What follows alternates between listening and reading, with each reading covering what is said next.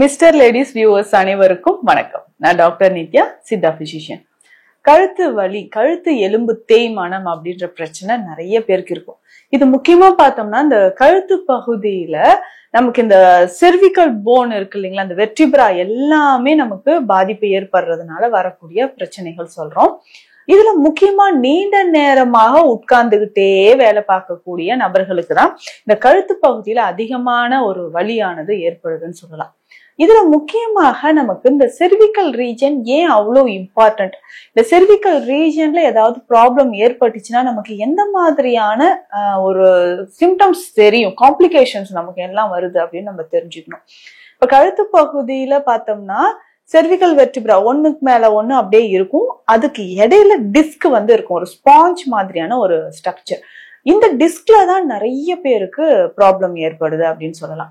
இப்போ இந்த வெர்டிப்ராக்கு இடையில இருக்கக்கூடிய டிஸ்க்ல கொஞ்சம் கொஞ்சமாக ஏதாவது ஒரு பாதிப்பு ஏற்படுதுன்னு வச்சுக்கோங்களேன். இப்போ 2 வெர்டிப்ரா இருக்கு, அதுக்கு இடையில டிஸ்க் இருக்கு. இந்த டிஸ்க்ல பாதிப்பு ஏற்படுது, கொஞ்சம் வீக்கம் இருக்கு அப்படின்னா நமக்கு நர்வ் கம்ப்ரெஷன் ஏற்படுது. இது டிஸ்க் ஹெரனியேஷன் அப்படின்னு சொல்லுவாங்க. இந்த ஹெரனியேஷன் அப்படின்னு சொல்றது நார்மலா இருக்கக்கூடிய அதோடைய சைஸை விட கொஞ்சம் அதிகமாக வர்றதுதான் டிஸ்க் ஹெரனியேஷன் அப்படின்னு சொல்றோம்.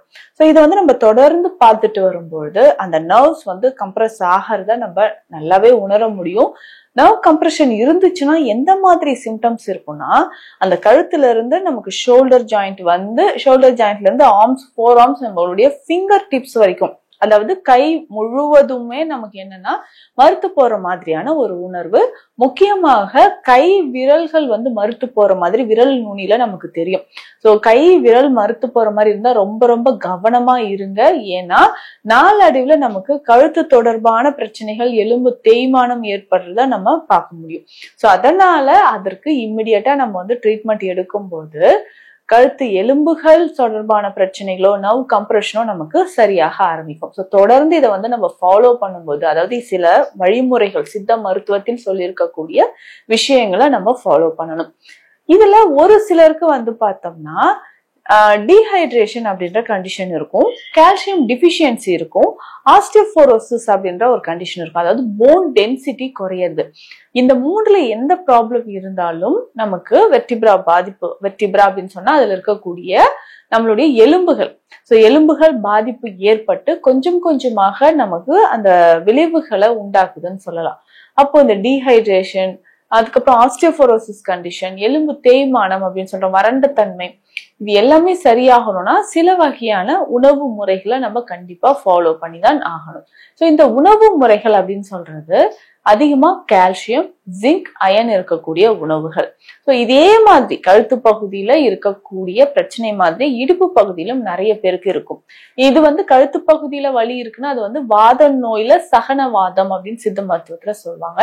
இதுவே இடுப்பு பகுதியில லம்பார் ஸ்பாண்டிலோசிஸ் அப்படின்ற ஒரு கண்டிஷன். ஸோ அப்ப லம்பார் ரீஜியன்ல ப்ராப்ளம் இருந்து, அதாவது நம்மளுடைய இடுப்பு பகுதியில கீழே லம்பார் வெர்டிப்ரால பாதிப்பு ஏற்பட்டு இருக்குன்னா அங்கேயுமே நமக்கு ப்ராப்ளம் ஏற்பட்டு, எப்படி கையில நரம்புகள் பாதிக்கப்பட்டா, நமக்கு கழுத்துல பாதிக்கப்பட்டா கைகள் வரைக்கும் நமக்கு வலிகள் தெரியுதோ, இடுப்பு பகுதியிலும் இந்த மாதிரி வெர்டிப்ரா பாதிப்பு ஏற்பட்டுச்சுன்னா நமக்கு குதிகால் வரைக்குமே அதிகமான பாதிப்பை உண்டாக்குதுன்னு சொல்லலாம்.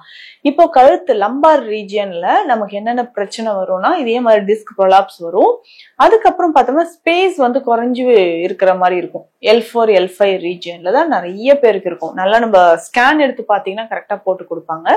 L4, L5 ரீஜியன்ல நமக்கு டிஸ்க் கொஞ்சம் ஹெரனியேஷன் ஆகி அங்க நர்வ் கம்ப்ரெஷன் இருக்கிறத நம்ம பாக்குறோம்.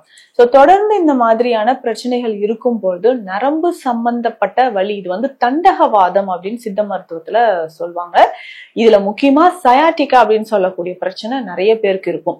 சயாட்டிக் நர்வ், நம்ம உடல்லயே நீளமான நரம்பு, அதுதான் சயாட்டிக் நர்வ். இந்த சயாட்டிக் நர்வ்ல பாதிப்பு ஏற்படும் போது நமக்கு ரொம்ப பெயினா இருக்கும். ஸோ இடுப்பு பகுதியிலிருந்து கால் வரைக்கும் வரக்கூடிய அந்த நரம்புகள் பாதிப்பு ஏற்பட்டு கால்களை மடக்க முடியல, நமக்கு கால் பாதம் வரைக்கும் எரிச்சல் தெரியுது, கால் விரல்கள்ல வந்து அதிகமான பாதிப்பு தெரியுது, இந்த மாதிரி எல்லாம் சொல்லுவாங்க.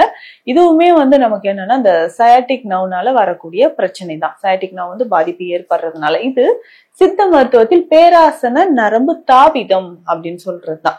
சோ இந்த சயாட்டிக் நர்வ் கம்ப்ரெஷன் இருந்துச்சுன்னா தாங்க முடியாத வலி, தொடையில இருந்து பின்பக்கமாகவே வந்து காஃப் மசில்ஸ் எல்லாம் அதிகமான வலியை கொடுத்து கால் பாதங்களையும் நமக்கு வந்து பாதிப்பை ஏற்படுத்துது. சோ இந்த கண்டிஷன்ல இருந்து நமக்கு சரியாகணும் அப்படின்னா சில வழிமுறைகள். ஃபர்ஸ்டே நான் சொன்ன மாதிரி கால்சியம் சார்ந்த உணவுகளை எடுக்கணும்.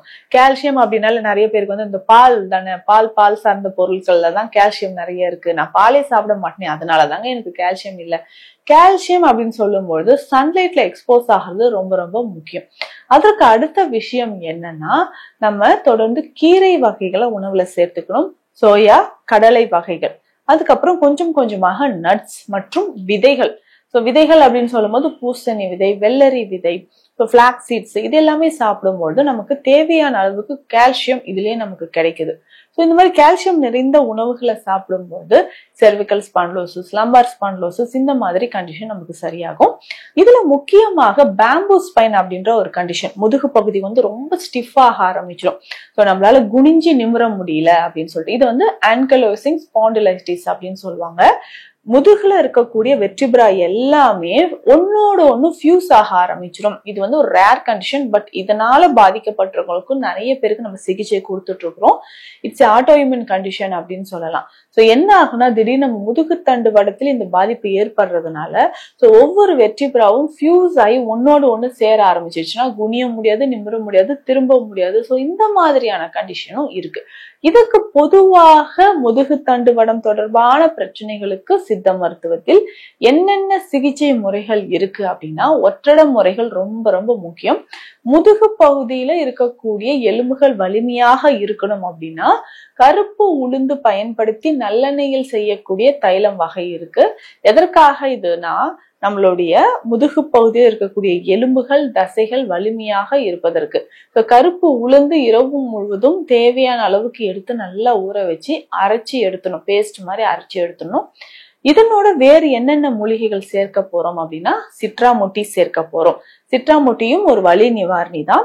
இதனோட வாத நாராயண இலைகள் சேர்க்கணும். வாத நாராயண இலைகள் சொல்லும்போது உடல்ல இருக்கக்கூடிய வாதத்தை தணிக்கக்கூடியது.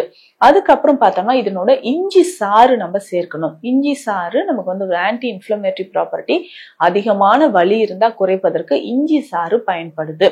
அடுத்ததாக இதனோட வந்து பார்த்தோம்னா அக்ரஹாரம் சேருது. இதுவுமே காரத்தன்மை இருக்கக்கூடிய மூலிகை, உடல்ல இருக்கக்கூடிய வலிகளை குறைக்கக்கூடியது.